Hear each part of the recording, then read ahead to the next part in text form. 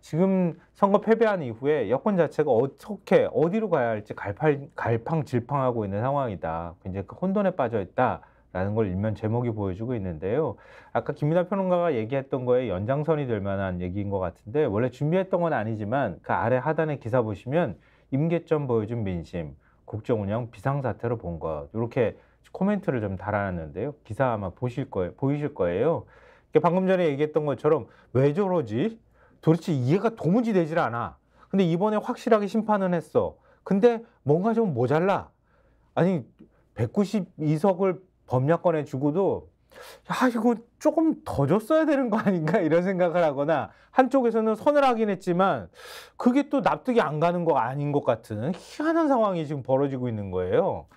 저 기사의 이제 핵심적인 내용이 뭐냐면 이제 비상사태라고 판단한다 국민들이라고 하는 그 말 자체는 이제 강훈식 의원이 한 말이라는데 어떤 거냐면 의석수로만 보면은 지난 총선하고 이번 총선하고 이제 민주당이 가져가는 의석수가 그렇게 차이가 없지 않습니까? 그렇죠. 거의 21대하고 같은 비슷한 구도가 그렇죠. 되는 거지. 그런데 그렇게만 볼 게 아니다. 왜냐하면 지난 총선은 임기 어쨌든 정권 여당인 상황에서 정권 임기 후반에 치러진 선거인데다가 네. 코로나19라는 비상사태 속에서 그런 상황에서 국민들이 지금 비상 상황이니까 정말 이거는 정부 여당에 힘을 좀 실어줘서 위기에 대응할 수 있도록 해줘야겠다. 네. 이런 효과가 나타난 선거였다라고 보는데 지금 이 정권은 2년을 넘었나요 지금? 2년을 지금 숫자 약해가지고 2년은 안 돼. 2년도 안 됐네. 그렇죠? 5월에 취임했으니까. 횟수로 세 해째 넘어가기 때문에 그렇게 느끼는 거지. 그렇죠. 네. 2년도 안 된 정권, 2년도 안 된 시점에 치른 총선에서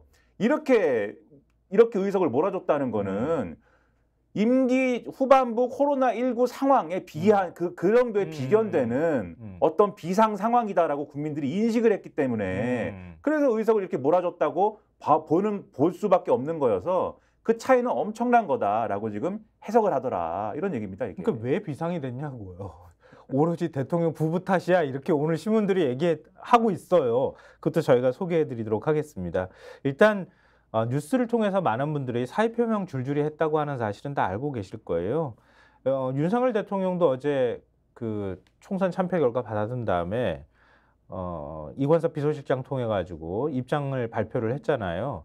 총선에서 나타난 국민의 뜻을 겸허히 받들어 국정을 쇄신하고 경제와 민생 안정을 위해 최선을 다하겠다라고 말했다고 대통령 비서실장이 전해하고 있습니다. 이게 56글자더라고요. 이 딱 56글자를 얼굴도 안 내밀고 입장을 발표하는 게 이게 맞는가 여기에 대한 비판적인 여론도 상당히 많은데요. 오늘 뭐 저희가 얘기할 주제는 이거는 아니기 때문에 이후에 얘기를 하면서 계속 좀 저희가 첨언을 하도록 하고요. 그리고 그 입장 발표가 나온 지 20분 정도 지나서 오전 11시에 한동훈 비상대책위원장이 당사에서 기자회견을 열었죠.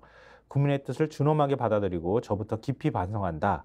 선거 결과에 대한 모든 책임을 지고 비대위원장직에서 물러난다. 이렇게 밝힌 거고요. 이게 뭐 법무부 장관 그만두고 지난해 12월 26일 비대위원장으로 취임한 지 107일 만에 이제 한동훈 위원장이 하차를 한 셈이 된 겁니다. 그리고 대통령실과 정부 여당 지휘부가 총선 패배 직후 일괄 사의를 지금 표명을 했다고 볼 수가 있는데요. 그러니까 수석 대변인, 그러니까 장동영 사무총장과 박정아 수석 대변인 등 주요 당직자들도 지금 사퇴를 다 한 상황이고요.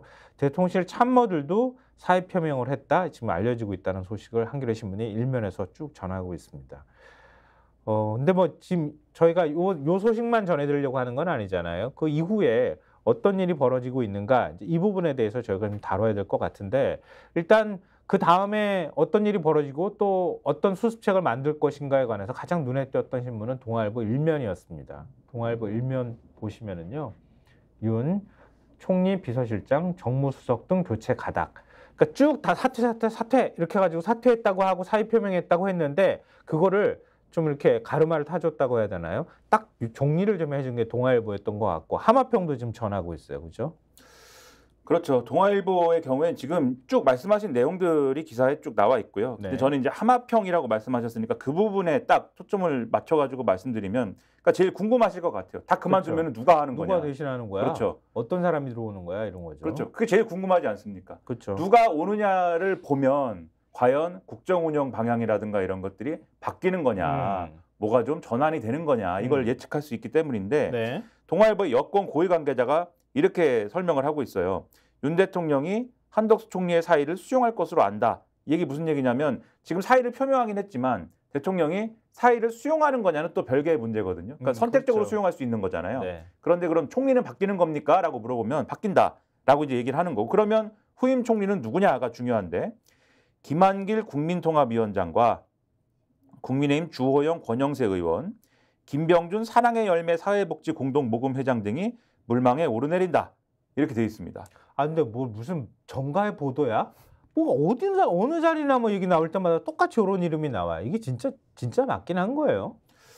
그러니까 말이에요. 그리고 여기서 또 핵심적인 문제가 사실 뭐 뒤에도 좀 말씀드리겠지만 여기 이렇게 써 있어요. 국무총리의 경우 여소야대 상황에서 야당이 반대하면 후보자 임명 동의안이 맞아요. 국회에서 부결될 수 있는 만큼 신중히 접근한다는 방침으로 알려졌다. 이렇게 돼 있는데 이미 이름이 뭐 이렇게 나왔는데 이름들을 보면은 전혀 무슨 뭐 이 국정의 어떤 방향의 전환이나 이런 것들을 예고하는 이름들이 아니지 않습니까? 다 윤석열 대통령이 아끼고 사랑하는 윤석열 대통령과 가까운 사람들이잖아요. 네. 이게 김한길, 권영세, 김병준 다 윤석열 대통령하고 지금까지 가깝다고 알려진 사람들이고 그렇죠. 특히 네. 김한길, 김병준은 계속 김한길 위원장은 지금도 국민통합위원장 하면서 아니 뭐 여당 비대위원장으로도 거명이 되고 그렇죠. 또 뭐야? 또 뭘로 또 거명됐더라? 그 때가 무슨 뭐 때만 되면은 하여튼 혁신위원장도 거론이 그렇죠. 되고 때만 되면 네. 김한길 역할론이 나오는 그런 분인데가 김병준 이 직책도 길어요. 사랑의 열매 사회복지 공동모금회장 거기로 가셨어요 요즘에? 그런가 봐요. 네. 뭐 정경련에 가 있지 않았어? 거기서는 이제 이상하다고 나왔고 뭘 이렇게 많이 다녀? 이분의 경우에도 이분이 이제 그렇게 이제 와인을 많이 마셨다고 이 윤석열 대통령하고 네, 그런 보도들이 있었는데 그러니까 이분도 이렇게 미들맨이다 이런 건데 이분들이 단지 민주당 출신이란 민주당의 한때 민주당 정부 그치. 또는 민주당에 있었다라는 이유만으로 통합의 상징이 되는 것처럼. 네, 지금의 민주당이 이분들 총리 임명한다 그러면은 오케이 해주리라고 기대하는 게 이상한 얘기고 특히 김병준 이 회장의 경우에는 박근혜 정권에서도 사실 그 기억나실 거예요. 총리 할 뻔하다가 잘 안 된 뭐 그런 또 아픈 기억도 있는데 아무튼 두루두루 성격이 좋은가 봐요. 그래서 이런 것이 이제 상당히 의문이고 그리고 이제 다른 직책들도 네. 사실 좀 볼 필요가 있는데 네. 그게 이제 동아일보 3면 말씀하시려고 한 거죠. 네. 동아일보 3면요. 예, 동아일보 스픽스는 말하는 언론입니다. 대세는 유튜브, 그중에서 스픽스. 좋아요, 댓글, 구독, 알림 설정. 여러분이 저희를 사랑해 주시고 우리가 여러분을 사랑하는 4가지 방법입니다.